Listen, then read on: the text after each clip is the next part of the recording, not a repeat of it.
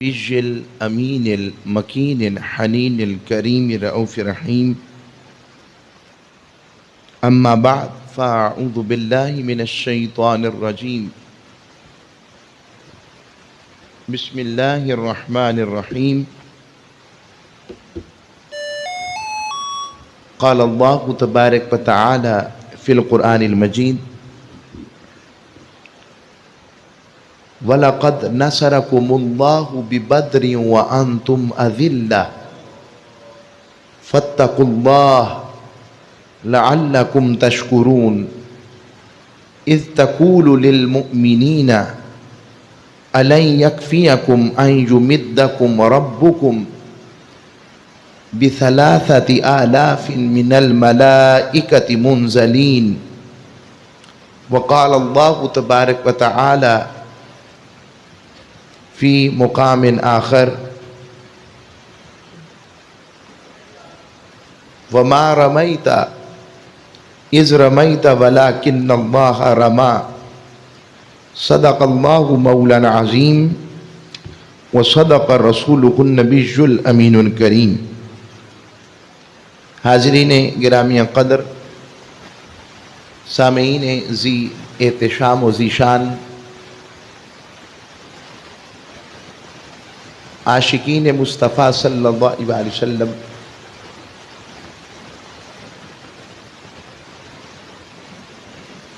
رمضان المبارک کے صائمین، روزہ داروں، اللہ کریم نے ہمیں رمضان المبارک کا دوسرا عشرہ اور دوسرے عشرے کا یہ جمعہ عطا فرمایا ہے. قسمت اور نصیب اپنا اپنا ہے. اس کی بارگاہ سے صدائے رحمت گونج رہی ہے، اس کی بارگاہ سے مغفرت کا مینا بارش کی صورت میں برس رہا ہے. ہم دیکھیں کہ ہماری زمینیں کہیں بنجر تو نہیں ہو گئی. گناہوں کی شدت سے، لغزشوں کی علائشوں سے اور غفلتوں کی آرائشوں سے کہیں یہ دل اپنا بینائی کھو تو نہیں بیٹھا.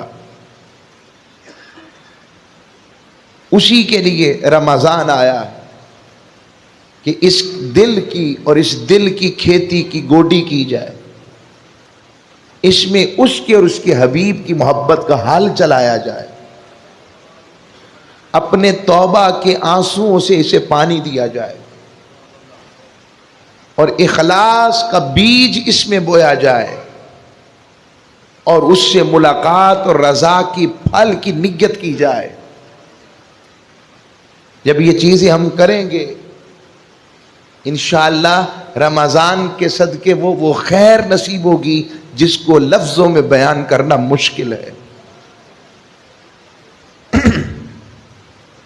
وقت کیونکہ آج 18 رمضان المبارک ہے، میں نے چاہا کہ مضمون بھی اسی اعتبار سے متعین کیا جائے، اور وہ مضمون وہ یوم الفرقان کا ذکر ہے، وہ فرق کرنے والے دن کا مضمون ہے، وہ موضوع ہے جس کی وجہ سے اسلام کو اللہ نے تمکنت، آزادی اور حریت عطا فرمائی. بدر نے پیغام دیا، یوم الفرقان، یوم بدر یوم الفرقان ہے، حق و باطل میں فرق کر دینے والا دن ہے. جب مالک نے بتایا کہ میری راہ میں جد و جہد کرنا، میری راہ میں نکلنے والے اپنے جان مال کا سودا میرے ساتھ میری جنت کے لیے کرنے والے اور میرے محبوب پر اور میری رضا پر اپنا سب کچھ تن من دھن لٹانے والے جب نیت اور ارادے سے نکل آئیں تو دوسری طرف کثرت تعداد کتنی ہی کیوں نہ ہو، کفر کا ٹھاٹھے مارتا سمندر ہی کیوں نہ ہو، اور وہ تم سے 3 گنا ہی زائد کیوں نہ ہو جائیں، مگر ادھر اگر ان کا دامن میرے محبوب سے ان کا دامن جڑا ہوا ہے، میرے محبوب کے نالین سے ان کی وابستگی ہے، میرے محبوب سے ان کا واسطہ ہے، اور میری بندگی کے ساتھ جھکنے والے ہیں، تو پھر میں دکھاتا ہوں چشم فلک کو وہ منظر جہاں پر عقلیں عاجز آ جاتی ہیں، جہاں جنگی حکمت عملی والے جرنیلز سمجھ سے بالا تر سمجھنے لگ پڑتے یہ ممکن کیسے ہے کہ 313 ہوں اور 13واں بھی موجود نہ ہو، حضور انہیں شامل فرمائیں۔ سیدنا عثمان غنی ہو میدان میں 312 کم و بیش، اور سامنے کم و بیش 1000 کا کفار کا لشکر ہو، غرق کے آہن میں ڈوبا، غرق ہے آہن میں، لوہے میں ڈوبا ہوا، مال تجارت عسکریت ہر چیز بہترین اس دور کے اسلحے کے مطابق مسلح ہو، اور ادھر تعداد بھی تھوڑی ہو، مگر رب نے بتایا جن کا یقین اور توکل اور جن کے پاس میرا مصطفیٰ ہو، میرا حبیب ہو، میرے محبوب کی ذات ہو، تو پھر یاد رکھنا فولاد ہار جاتا ہے اور ایمان جیت جاتا ہے۔ پھر فولاد نہیں دیکھا جاتا، پھر ایمان دیکھا جاتا ہے، اور جہاں ایمان آ جائے وہاں فولاد اس کے سامنے سے خود رستہ بنا دیتا ہے کہ مجھ سے بھی طاقتور شے اگر کوئی ہے تو وہ ایمان ہے۔ آج امت کے لیے اس ایمان کو پختہ کرنے کی ضرورت ہے، اور یہاں سے اپنی بات شروع کروں گا۔ اسلام جزیات کا مذہب نہیں ہے، یہ یاد رکھیے گا۔ اسلام ذاتی مذہب نہیں ہے، اسلام زوال پذیری والا مذہب نہیں ہے، اسلام کسی خاص دور کے لیے نہیں آیا تھا، اسلام کی حقانیت اور اسلام کی سپرمیسی کی بات یہ کوئی پرانی سیولائزیشن نہیں ہے کہ سیولائزیشن کے وہ 1400 سال گزر گئے، اب اس کے قوانین کا اطلاق ممکن نہیں ہے، ایسا نہیں ہے۔ اسلام مذہب کے بجائے دین ہے، اور اللہ نے اپنے محبوب کے آنے کا مقصد بیان کیا، فرمایا هو الذی ارسل رسولہ بالہدی ودین الحق لیظہرہ علی الدین کلہ، وہی اللہ ہے جس نے اپنے رسول کو دین حق کے ساتھ اور ہدایت کے ساتھ مبعوث فرمایا۔ مقصد کیا ہے، پرپس کیا ہے؟ لیظہرہ علی الدین کلہ، اسے تمام ادیان پر غالب کر دے۔ اسلام ریاستی دین ہے، یہ اسٹیٹ ریلیجن ہے، یہ انتظام چلانے والا دین ہے، کوئی بھی اس کے مقابل نظام نہیں ٹھہر سکتا۔ یہ سارا زمانہ اس کے مقابل اور مد مقابل کیپٹلزم کے نام پر نظام کیوں نہ ہو، کمیونزم کے نام پر نظام کیوں نہ ہو، سرخ انقلاب کے نام پر، پھر ویسٹرنائز ڈیموکریسی، میں بار بار ویسٹرنائز کا لفظ استعمال کر رہا ہوں، مغربی جمہوریت کا نظریہ کیوں نہ ہو، ہم لوگ مغربی جمہوریت کے بجائے اسلامی جمہوریت کے قائل ہیں، یہ یاد رکھیے گا۔ مغربی جمہوریت میں لوگوں کو گنا جاتا ہے کہ اتنے لوگ اس طرف ہیں اور اتنے لوگ اس طرف ہیں، جو لوگوں کی کثرت ہو۔ اسلام یہ نہیں کہتا، اسلام کردار کے اوپر حکمران کو چنتا ہے، کیپیبلٹی کے اوپر، کیپیسٹی کے اوپر، ایجوکیشن کے اوپر، دین سے تعلق کے اوپر، اس کے عمل کے اوپر، اس کے کردار کے اوپر ناپتا ہے۔ کہہ سکتے ہیں جی آج کے دور میں تو ایسا کیسے ہو سکتا ہے؟ میں اتنی بات جانتا ہوں، کوشش کر کے ہم اپنے مطلب کا کاروبار شروع کر سکتے ہیں، کوشش کر کے اپنے مطلب کا قریب ترین رشتہ ڈھونڈ سکتے ہیں، کوشش کر ہم اپنے معاملات کو ترقی کی جانب لے جا سکتے ہیں. تو اسی طرح کوشش کر کے ہم دین کے مطابق چل کیوں نہیں سکتے؟ میری بات آ رہی سمجھ؟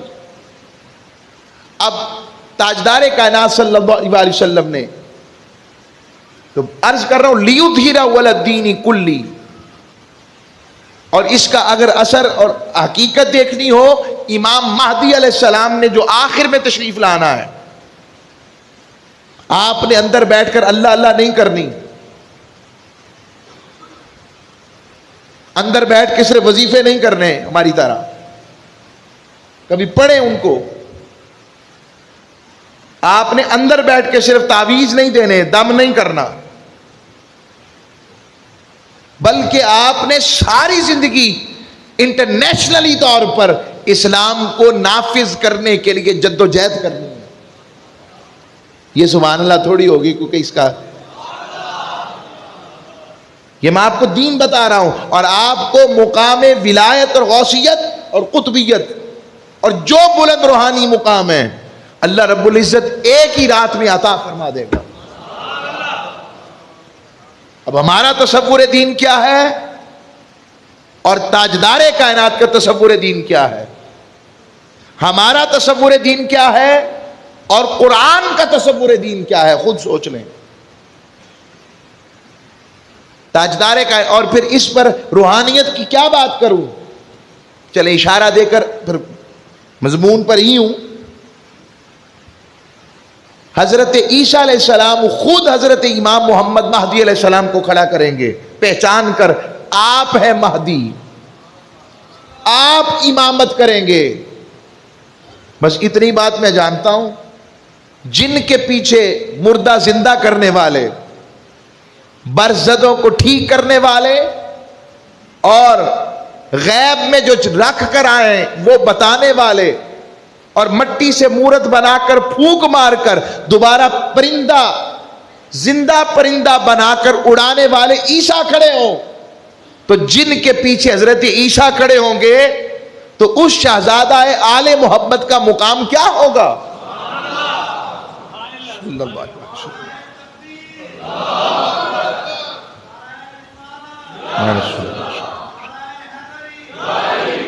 مکی دور کے اندر اسلام نیا نیا، حضور نے پہلے 2-3 سال تک تاجدار کائنات نے حکمت عملی سے خاموش تبلیغ کی، خاموشی کے ساتھ. پھر آہستہ آہستہ جب حضرت فاروق اعظم رضی اللہ تعالیٰ عنہ جیسے لوگ آئے، اور اسد اللہ و اسد الرسول سیدنا امیر حمزہ ام رسول صلی اللہ علیہ وسلم تا قیامت گورنر مدینہ آئے، آپ تشریف، آپ نے جب حضور کی غلامی کا پٹا گلے میں ڈالا، اس کے باوجود ابھی تلوار کا جواب تلوار سے دینے کی اجازت نہیں تھی، صبر کی تلقین تھی، واعفو واصفحوا کی تلقین تھی. بلال حبشی پر ظلم ہو رہا ہے، حضور صبر کی تلقین کر رہے ہیں. حضرت عمار بن یاسر پر ظلم ہے، آپ کی والدہ حضرت سمیہ کو کس طرح بے دردی سے شہید کیا جاتا ہے، صبر کی تلقین ہے. آپ کے والد حضرت یاسر کو کس طرح شہید کیا جاتا ہے، صبر کی تلقین ہے. حضرت عثمان غنی کو اسلام لانے کے بعد کس طرح زد و کوب کیا جاتا ہے، صبر کی تلقین ہے. ہجرت حبشہ ہے، 2 دفعہ ہجرت کی. شیب ابی طالب ہے، 3 سال تک سوشل بائیکاٹ، سماجی مقاطعہ مسلمانوں کا اور بنو ہاشم کا کیا گیا، کھانے پینے سے روک دیا گیا. 3 سال تک تاجدار کائنات اور ان کے غلام اور خاندان بنی ہاشم، یہ سوائے ابو لہب کے سب اس شیب، اس گھاٹی ابو طالب کے اندر رہے، پتے کھاتے تھے. لوگوں اسلام ایسے نہیں پھیلا، صبر تھا. اور ہمارے ذہنوں میں یہ سوال رہتا ہے بس دعاؤں سے کام ہو جائے گا. بس کرامتوں سے اور معجزات سے کام ہوگا. رب نے اپنے حبیب کو عملی طور پر کر کے دکھایا تمہیں کہ میرا حبیب ہے مگر شیب ابی طالب بھی ہے. طائف کی وادیوں کے پتھر بھی ہیں اور جسم مصطفیٰ بھی ہے. کعبۃ اللہ کا صحن ہے. عقبہ بن نبی معیط لعین کا وہ ناکرد وہ حرکت، جس حرکت کو کیا کہوں، اتنی پلید حرکت کہ آقا کے جسم اقدس اور آپ کے کاندھے پر ایک بوجھ رکھا گیا اور حضور اپنے مولا کی عبادت میں رک نہیں رہے. یہ سارے منظر ہیں. پھر دوسری جانب بیت عقبہ اولا ہوتی ہے. چند انصار اوس و خزرج کے لوگ، یثرب تھا وہاں سے آتے ہیں اور تاجدار کائنات کی جب زیارت کرتے ہیں، تاجدار کائنات صلی اللہ علیہ وآلہ وسلم کو تکتے ہیں، حضور کی تعلیمات کو دیکھتے ہیں، فریفتہ ہو کر چند معین لوگ کلمہ پڑھ کر چھپ کر اسلام قبول کرتے ہیں اور عرض کرتے ہیں حضور اپنا کوئی نمائندہ بطور معلم ہمارے ساتھ بھیج دیں. حضور حضرت مصعب بن عمیر کو ان کے ساتھ بھیجتے ہیں. پھر اگلے سال بیعت عقبہ ثانی ہوتی ہے. وہاں کھڑے ہو کر تاجدار کائنات صلی اللہ علیہ وسلم سے عہد وفا کرتے ہیں اور بڑی تعداد آتی ہے. عہد وفا کرتی ہے، بیعت کرتے ہیں، کلمہ اسلام پڑھتے ہیں اور جو پچھلے ہیں وہ آ کر حضور کی صحابیت کے دم بھرتے ہوئے حضور کی زیارت کرتے ہیں. سارا منظر کعبہ کا جب وہ مکہ مکرمہ کا دیکھتے ہیں عرض کنا ہوتے ہیں حضور یہاں مکے والوں نے آپ کو بہت تنگ کیا ہے، یا رسول اللہ آپ ہمارے شہر میں آ جائیں، ہم آپ کی حفاظت کرنے والے ہیں، ہم آپ کی حفاظت کریں گے. حضرت عباس کے بارے میں آتا ہے اسلام قبول نہیں کیا تھا مگر جانتے تھے، کھڑے ہو گئے، روایات میں آتا ہے کھڑے ہو کر عرض فرمانے لگے لوگوں تمہیں پتا ہے تم کس کا سودا کر رہے ہو؟ تم خون اور آگ کا سودا کر رہے ہو. انصاری عاشق تھے حضور کے، کھڑے ہو گئے، عرض کی حضور جہاں آپ کا پسینہ گرے گا وہاں ہم انصار کا خون گرے گا. پہلے گزند ہمیں پہنچے گی. پھر تاجدار کائنات یثرب کی طرف چل پڑتے ہیں. پھر جب حضور کے قدم لگتے ہیں پہلے بیماریوں کی سرزمین ہوتی ہے مگر بیماریوں کی سرزمین سے وہی شہر اب شہر طیبہ ہے، وہ شہر مدینۃ الرسول ہے، وہ شہر طابہ ہے. پہلے بیماریوں کی سرزمین تھی، اب طیبہ ہو کر کوئی بھی اس جیسا پاک شہر نہ رہا. اور تاجدار کائنات وہاں آ کر میثاق مدینہ کا کانسٹیٹیوشن آف مدینہ ترتیب دیتے ہیں، ون نیشن تھیوری ترتیب دیتے ہیں، ون نیشن سٹیزن شپ ترتیب دیتے ہیں. ایک پوری ترتیب ہے. وقت نہیں کبھی آپ کو یہ بتاؤں کہ آقا علیہ الصلوۃ والسلام کے میثاق مدینہ کی حقیقت کیا ہے. بہت سے گوشے رہ جاتے ہیں مگر کوشش چلیں. اور وہ ریاست مدینہ اس رات جب حضور نے مواخات مدینہ کروایا، ایک غریب مہاجر کو ایک امیر انصاری کا بھائی بنایا. ان انصار کے بھی قربان جائیں اور ان مہاجرین پر بھی قربان جائیں. مہاجر نے مہاجر ہو کر بھی اپنا حق نہیں جتایا. انصاری نے یہاں تک کہا یہ میری جائیداد ہے، آج سے آدھی تمہاری ہے آدھی میری ہے. کیوں؟ کہ تمہیں میرے مصطفیٰ نے میرا بھائی بنایا. لوگوں یہ تھا وہ معاشرتی قیام، یہ وہ اخوت کا پیغام. اس رات کوئی بھوکا بھوکا نہ سویا، ہر ایک کے پیٹ میں اللہ نے. اب یہ بھی بتا دوں نماز بعد میں حکم آیا، روزے کا حکم بعد میں آیا، زکوٰۃ کا حکم بعد میں آیا، حج کا حکم بعد میں آیا. پہلا حکم کیا تھا؟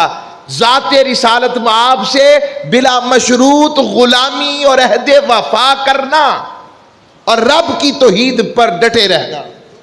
اور لوگوں کے حقوق کا خیال رکھنا، یہ وہ ڈیکلریشن تھا جو تاجدار کائنات نے میثاق مدینہ کی صورت میں وہاں کانسٹیٹیوشن آئین کے طور پر ریاست مدینہ میں نافذ کیا، جس کے سربراہ خود تاجدار کائنات صلی اللہ علیہ وسلم۔ یہ میں وہ باتیں کر رہا ہوں جو شاید آپ کو اب ملنا مشکل ہو جائے۔ میں بڑے تلخیص کے ساتھ سیرت کے وہ چیزوں کو قرآن و حدیث سے کشید کر کر جتنی ضرورت ہوتی ہے اتنی پیش کرتا ہوں۔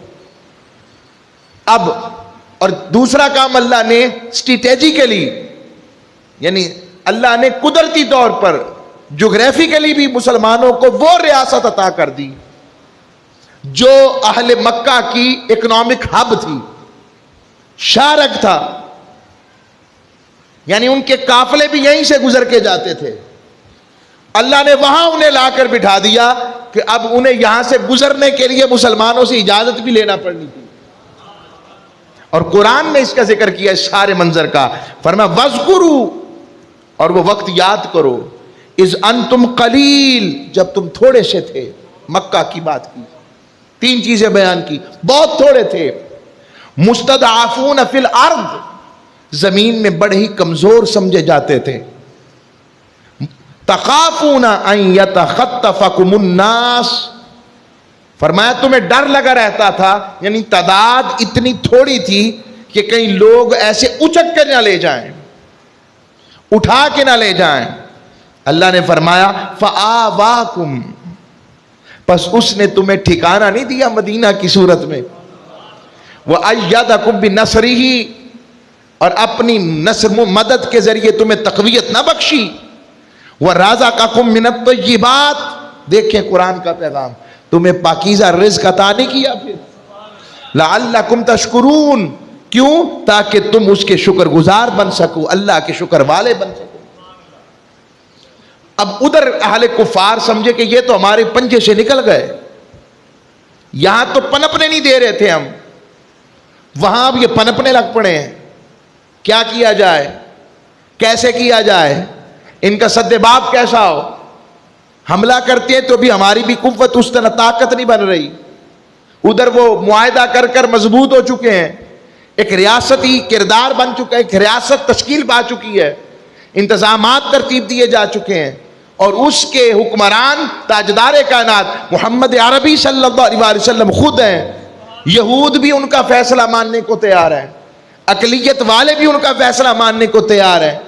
اس سارے منظر میں کیا کیا جائے، طے پایا کہ ہم سب اپنے مالوں کا مخصوص حصہ تجارت پہ لگائیں گے، اور وہ تجارتی مال ہم جب شام میں بیچ کر آئیں گے اس کے منافع سے اپنی فوج تیار کریں گے، اسلحہ تیار کریں گے، تاکہ مسلمانوں کی اس نوزائیدہ مملکت کو مٹایا جا سکے۔ ادھر تاجدار کائنات کو اس کی خبر ہو گئی، آقا صلی اللہ علیہ وسلم کو خبر مل گئی، اور قافلہ ابو سفیان جس قافلے کا سالار تھا وہ تجارتی قافلہ واپس آ رہا تھا۔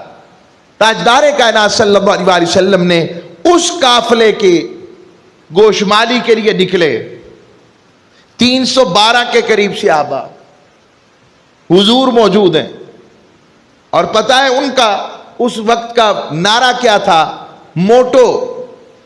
موٹو تھا، احد احد، وہ بلال حبشی کی جو آواز اور نعرہ تھا، جب وہ انہیں امیہ مارتا تو آپ کہتے احد احد، ایک ہی کو مانا ہے ایک ہی کا رہوں گا، وہ احد احد۔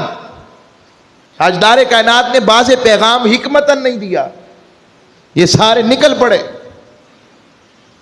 اور جب نکلے ادھر ابو سفیان کو خبر ہو گئی، وہ راستہ کاٹ کر ایک خاص مقام پر رک گیا، اور اس نے ایک نمائندہ بڑی تیزی کے ساتھ اونٹ کو، وہ کرتے یہ تھے، اونٹ کے ناک پر ایسے اس کو چیر کر خون نکلتا تھا، اس پر سفید کپڑا ڈال دیتے اور اپنی قمیض پیچھے سے پھاڑ دیتے، اور وہ مکہ مکرمہ میں چلا گیا نمائندہ بن کر، اور کہنے لگا مکہ والو اپنا مال بچا لو محمد عربی سے، وہ قافلہ آ رہا ہے اور قافلے پر خطرہ ہے کہ مسلمان کہیں حملہ نہ کر دیں اور تمہارا سارا مال نہ لٹ جائے، ابو جہل جیسے اسی بات کی تلاش میں تھا کہ کوئی بہانہ ملے.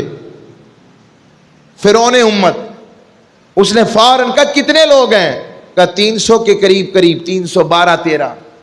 اس نے کہا میں 1000 جائیں گے.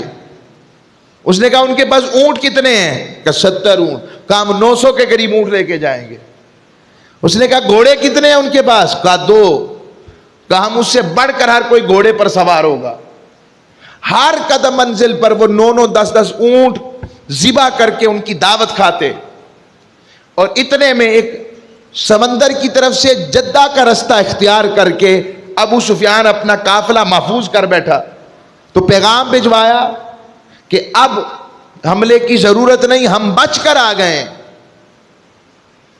تو اس مقام پر ابو جہل کھڑا ہو گیا، کہنے لگا ابھی تو موقع آیا انہیں تہس نہس کرنے کا. نعوذ باللہ، اب تو موقع ملا ہے، اب تو ہماری پوری عرب میں دھاک بیٹھ جائے گی. ان کو چھوڑنا نہیں ہے، ہم تو لڑنے جائیں گے، چلو بدر کی طرف. ادھر تاجدار کائنات اپنی انٹیلیجنس کے ذریعے آپ نے بھی کام کیا، کیموفلاج کا طریقہ بھی اپنایا. جو دفاعی حکمت عملی تھی حضور نے ساری اپنائی. اسباب چاہے کمزور لگتے تھے مگر مصطفیٰ کریم کا رابطہ اپنے مالک سے بڑا مضبوط ہے. اسباب کمزور لگتے تھے. ادھر اللہ نے کیا کیا؟ اللہ نے وہ آمنے سامنے لشکر آ گئے. اللہ رب العزت نے اس منظر کو بیان کرتے ہوئے سورہ آل عمران میں ارشاد فرمایا اور مسلمانوں کو، اور آج تک کے مسلمانوں کو خبر دے رہا ہے جو 57 کے قریب ہے 58 کے قریب ہے مگر سمجھ نہیں رہے. بدر کا پیغام ان کے لیے آ رہا ہے کہ بس اتحاد نہ چھوڑنا، اپنے آپ کو اتفاق اور کوہین یگانگت کے اندر لے آؤ. قرآن کہتا ہے وَلَقَدْ نَصَرَكُمُ اللَّهُ بِبَدْرٍ وَأَنْتُمْ أَذِلَّةٌ. لوگوں بھول گئے جب میں نے تمہاری مدد کی بدر میں اور تم حالانکہ بالکل بے سر و سامان تھے. فَاتَّقُوا اللَّهَ، بس اللہ سے ڈرو، لعلکم تشکرون، تاکہ تم شکر گزار بن جاؤ. اب قرآن مجید فرقان حمید سورہ انفال شریف اللہ رب العزت نے فرمایا. اب ادھر رات میں اختصار کے ساتھ سارا واقعہ آپ کے ساتھ رکھ رہا ہوں، وقت نہیں کہ ساری چیزیں ایک ہی جمعہ میں بیان ہو سکے. اگلا جمعہ چونکہ اس پر نہیں ہوگا، وہ ہمارا جمعۃ الوداع ہوگا، اس کے مطابق ہم مضمون اور ہوگا ہمارا. تو فرمایا تاجدار کائنات صلی اللہ علیہ وسلم کے لیے ایک بلند، آج بھی عریش چھپر کو کہتے ہیں، مٹی کا ایک بڑا زبردست قسم کا، جو اس دور کے مطابق تھا. آقا صلی اللہ علیہ وسلم کے لیے اونچا مورچہ بھی، کمرہ بھی بنایا. حضور وہاں سے سارے کفار کو دیکھ رہے تھے. اور ساری رات میری سرکار، صحابہ کہتے ہیں ہم بڑی تھکن کا شکار تھے. قرآن کہتا ہے میں نے اپنے حبیب کے غلاموں پر سکون والی نیند طاری کر دی. یہ قرآن کی آیتیں، میں نے سکون والی نیند طاری کر دی. اذ یغشیکم النعاس امنۃ منہ، کہا مسلمانوں میں وضو کا پانی کم تھا، میں نے کیا کیا؟ وَيُنَزِّلُ عَلَيْكُم مِّنَ السَّمَاءِ مَاءً، میں نے ان پر بارش نازل کر دی. ان سب کے وہ اپنے اپنے برتن بھرنے لگ پڑے. آگے فرمایا لِيُطَهِّرَكُم بِهِ، میں نے اس سے پاک کر دیا. وَيُذْهِبَ عَنْكُمُ رِجْزَ الشَّيْطَانِ، شیطان انہیں بار بار جو اندر بات ڈالتا تھا کہ تم تو تھوڑے سے ہو، کیا بنے گا، ختم ہو جاؤ گے، کچھ نہیں ملنا، کہاں اپنے آپ کو یہاں پر کنویں میں گرا رہے ہو. شیطانی وسوسے. رب نے کہا میں نے اپنے محبوب کے غلاموں کو اور ساری نجاست شیطانی کے وساوس سے پاک کر دیا. ہائے، اب ان کا ایکانت چونکہ تاجدار کائنات کے ساتھ جڑا ہوا تھا. قرآن کہتا ہے وَلْيَرْبِطَ عَلَىٰ قُلُوبِكُمْ، میں نے ان کے دل مضبوط کر دیے کہ ڈٹے رہو، حق تمہارے ساتھ ہے چونکہ مصطفیٰ تمہارے ساتھ ہے. وَيُثَبِّتَ بِهِ الْأَقْدَامِ، میں نے ان کے پیروں کو ایسے مضبوط کر دیا. ثابت قدم کر دیا، ڈرنا نہیں، میں تمہارے ساتھ ہوں۔ اور ادھر رب باری تعالیٰ نے جب یہ بات ہوئی، ساری رات سرکار اور صحابہ کا عشق دیکھیں، کچھ چیزیں عقلی بھی ہوتی ہیں، ہر کوئی اپنے لیڈر کو بچانا چاہتا ہے اور ہونا چاہیے، اور حضور سے بڑھ کر کون؟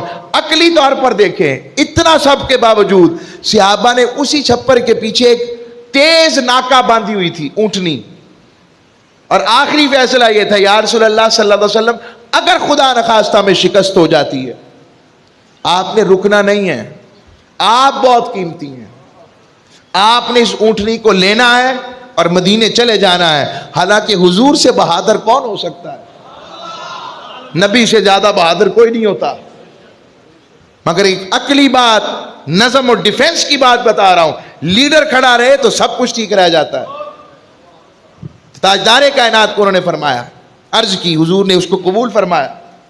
حضرت امیر حمزہ کو آقا علیہ الصلوۃ والسلام نے، تاجدار کائنات نے کہا یہ ہمارے جیش کے سردار ہیں، اس لشکر کے آگے ساری سپرویژن اور ہدایات حضور حضرت حمزہ کو دیتے، اور حضرت حمزہ آگے ساری ہدایات دیتے۔ میمنہ، میسرہ، دائیں بائیں قلب کے لشکر متعین کر دیے گئے۔ حضرت مصعب بن عمیر کو جھنڈا علم دے دیا گیا، عقاب والا جھنڈا، وہ جھنڈا دے دیا گیا، سارے کھڑے ہیں، نظم ہے، رات ساری تاجدار کائنات اپنے مالک کے حضور گڑ گڑا رہے ہیں، میرے مولا میں مٹھی پر اپنے قیمتی موتی مکہ میں 13 سال صبر و برداشت کے بعد سجدہ گزاری کروا کر، تیرا قرآن سنا کر، حقیقت تیری بندگی کی بتا کر، مولا میں تیرے میدان کارزار میں تیرے حکم پر لے آیا ہوں۔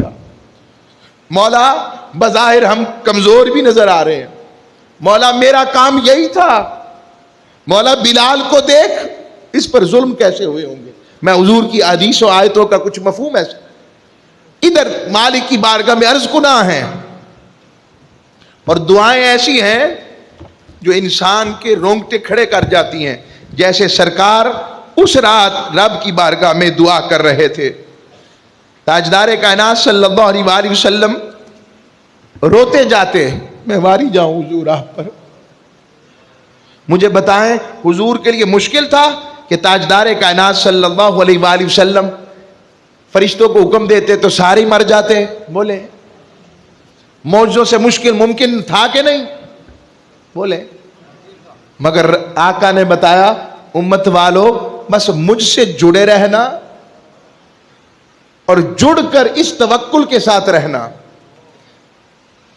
چونکہ وہ خاصہ نبوت ہے حضور کا، اس کے بعد جو اس اتباع میں عمل والا رہے گا، میں تمہیں آج بھی وہی باتیں رب کے کرم سے نصیب ہو سکتی ہیں اگر امت پلٹ کر بدر والوں کے ایمان کے فیض والی ہو جائے۔ تاجدار کائنات صلی اللہ علیہ وسلم کی کملی مبارک گر جاتی، سیدنا صدیق اکبر کملی کو اٹھا کر کندھے مبارک پہ رکھتے، اور اس جملے نے تو یہ بات صرف حضور کر سکتے ہیں، عرض کی اللہم انی انشدک عہدک ووعدک اللہم ان شئت لم تعبد بعد یوم ابدا، اے اللہ میں تجھے اس وعدے کا واسطہ دیتا ہوں جو تو نے مجھ سے کیا ہے،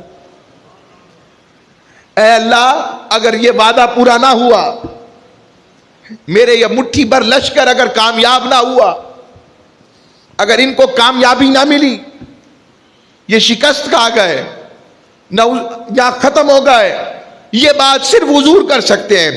فرمایا پھر قیامت تک تابد تیری عبادت نہیں کی جائے گی، تیرا کوئی بندہ نہیں رہے گا، یہ بات صرف حضور کر سکتے اپنے مالک کے ساتھ۔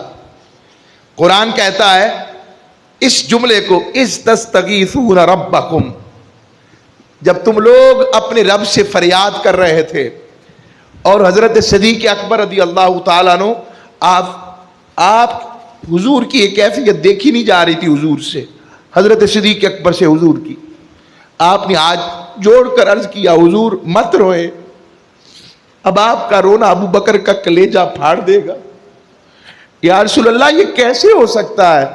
آپ گڑ گڑا کر دعا کریں اور مالک قبول نہ کرے؟ اتنے میں قرآن کہتا ہے فَاسْتَجَابَ لَكُمْ أَنِّي مُمِدُّكُمْ بِأَلْفٍ مَلَائِكَةٍ مُرْدِفِينَ۔ محبوب کے ہاتھ اٹھنے کی دیر تھی اور محبوب کے گریہ و بکا کے اور آنسو موتی جیسے گرنے کی دیر تھی۔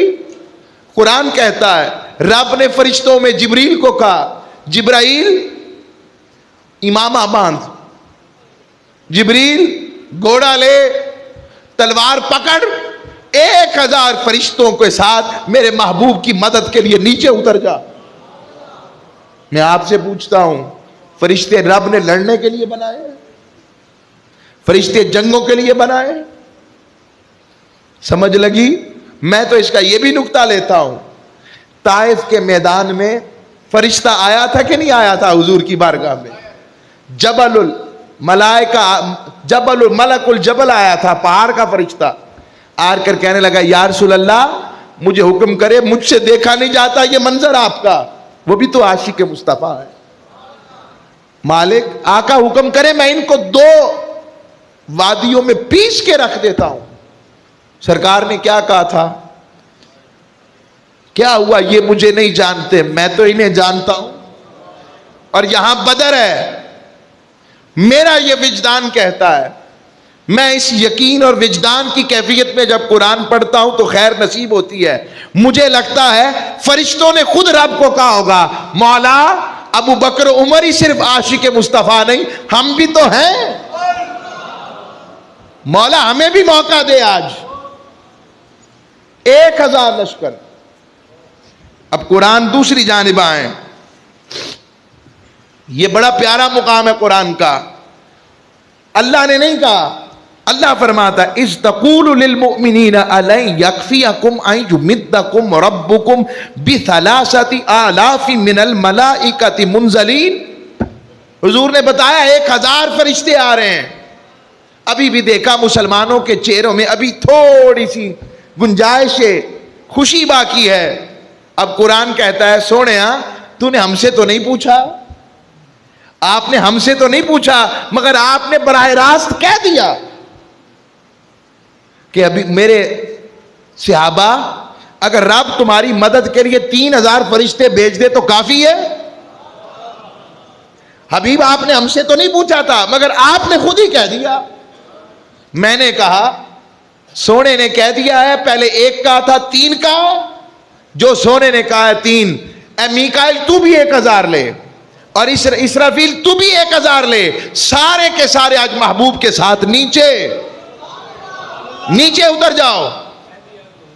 کہہ دیا تو ہو گیا، کہہ دیا تو ہو گیا۔ رب کہہ رہا ہے سونے میں نے یہ نہیں کہہ رہا کہ تو نے غلط کہا، استغفر نا، رب نے کہا حبیب تو نے مجھ سے تو نہیں پوچھا، 1000 تو میں نے کہہ دیا تھا، تو نے مجھ سے نہیں پوچھا، کوئی بات نہیں، تو نے جو کہہ دیا تو ہو گیا نا، 3000 ہو گئے۔ اور آگے فرمایا پھر آگے حبیب آپ نے کہا بلا ان تصبروا وتتقوا ویاتوکم من فورہم ھذا یمددکم ربکم بخمسۃ آلاف من الملائکۃ مصومین۔ فرمایا تم 3 کی بات کرتے ہو، گھبرانا نہیں، 5000 فرشتے تیار ہیں۔ میں واری جاؤں مولا تیرے بھی، اور واری جاؤں تیرے حبیب کے بھی، اس کہنے والے کے بھی واری، اس ماننے والے کے بھی واری۔ کوئی اس طرح بھی مانتا ہے۔ اور فرشتے ہیں، اب صفیں سج گئی ہیں، سامنے آمنے سامنے سجے صفیں ہیں، سامنے کفار کھڑے ہیں، ابو جہل، عتبہ، شیبہ، امیہ بن خلف، اور کفار کا جمع غفیر بیٹھا ہے، کھڑا ہے، اور ادھر حضور کے عاشق کھڑے ہیں، تاجدار کائنات کھڑے ہیں، بلال کھڑا ہے، حضرت صدیق اکبر، فاروق اعظم، مولا علی المرتضیٰ، سیدنا امیر حمزہ، یہ سارے کھڑے ہیں، حضرت سعد بن معاذ کھڑے ہیں۔ حضور نے اسی جنگ کے حوالے سے مشورہ لیا۔ صرف ایک جملہ بتانے لگا ہوں، حضور بار کہتے ہیں حضرت فاروق اعظم نے مشورہ دیا، مقداد نے مشورہ دیا، رضوان اجمعین، سب نے دیا. حضور پھر کہتے مجھے مشورہ دو. اتنے میں حضرت سعد بن معاذ انصاری کھڑے ہوئے. عرض کی حضور لگتا ہے آپ ہم انصاریوں کا مشورہ لینا چاہتے ہیں. یا رسول اللہ ہم نے تو اپنا سب کچھ آپ پر قربان کرنے کا وعدہ کر لیا ہے. آپ اگر کہیں گے پہاڑ سے ٹکرا جاؤ ہم ٹکرا جائیں گے. بس حضور مسکرا پڑے. میں واری جاؤں سعد بن معاذ آپ کے جذبوں میں کتنی خلوص تھا, کتنا اخلاص تھا کہ محبوب کے چہرے پر تبسم رقصہ کنا ہوئی ہوگا. تبسم آیا ہوگا, رقصہ کنا ہوا ہوگا, تبسم. حضور سرکار دو عالم اس وقت مبارزت دی جاتی تھی 1 to 1. 2-4 منٹ مل جائیں گے. کتنا ٹائم ہے ہمارے پاس؟ بس توجہ رہے. تو رمضان میں ایسا موقع بنتا ہے بس بدر سنیں, کیفیت رہے تاکہ ایمان مضبوط ہو. کچھ تاجدار کائنات صلی اللہ علیہ وسلم کی طرف سے حکم آیا کسی غلام کو نہیں مارنا, کسی مظلوم کو نہیں مارنا, کسی بچے کو نہیں مارنا, کسی بزرگ کو نہیں مارنا. آقا انہوں نے ہمارے بلال کے ساتھ کہا درندہ درندگی کرتا ہے, مصطفیٰ کا غلام اور رب کا بندہ اپنے آپ کو درندوں میں شامل نہیں کرتا. یہ دین ہے. بے گناہ بچوں کو نہیں مارنا, عورتوں کا نہیں مارنا, اس میں دری نہیں ہونی چاہیے. یہ اسلام ہے. سامنے عتبہ شیبہ ولید آ کے کھڑے ہو گئے, آواز دی حل من مبارز, ہے کوئی مقابلے کے لیے؟ 3 انصاری آگے آئے. پوچھا کون ہو؟ کہا ہم انصار میں سے ہیں. کہا ہمیں اپنے مطلب کے بندے جو ہمارے برابری کے ہوں. حضرت حمزہ نکلے, حضرت مولا علی نکلے, حضرت ابو عبیدہ نکلے. جا کر حضرت امیر حمزہ کھڑے ہو گئے عتبہ کے سامنے. کہنے لگے جانتے ہو عتبہ میں کون ہوں؟ میں کون ہوں؟ علی کو پہچانتے ہو؟ عبیدہ کو جانتے ہو؟ پھر کہتا ہوں عتبہ کلمہ پڑھ لے, غلامی میں آ جا, لطف بڑا ہے, آ جا. نہیں تو پھر جنگ کے لیے تیار ہو جا. اب برابری والے ملے تجھے, واری جاؤں حضرت حمزہ کے بھی. کیا شیر غرہ ہے مصطفیٰ کا. آپ نے حملہ کیا, اس نے حملہ کیا, وار کیا. آپ نے وار پلٹ کر روکا, پلٹ کر ایک ہی وار میں عتبہ کا سر تن سے جدا کیا. ادھر مولا علی المرتضی آپ کے سامنے کھڑا ہے, ولید کھڑا ہے, ولید کو آپ نے قتل کیا. شیبہ حضرت ابو عبیدہ بن جراح کے سامنے کھڑا ہے. عمر زیادہ تھی ان کی, حضرت ابو عبیدہ بن جراح نہیں, خالی حضرت عبیدہ خالی. عمر زیادہ تھی, اس نے وار کیا, آپ نے وار کیا, دونوں زخمی ہو گئے.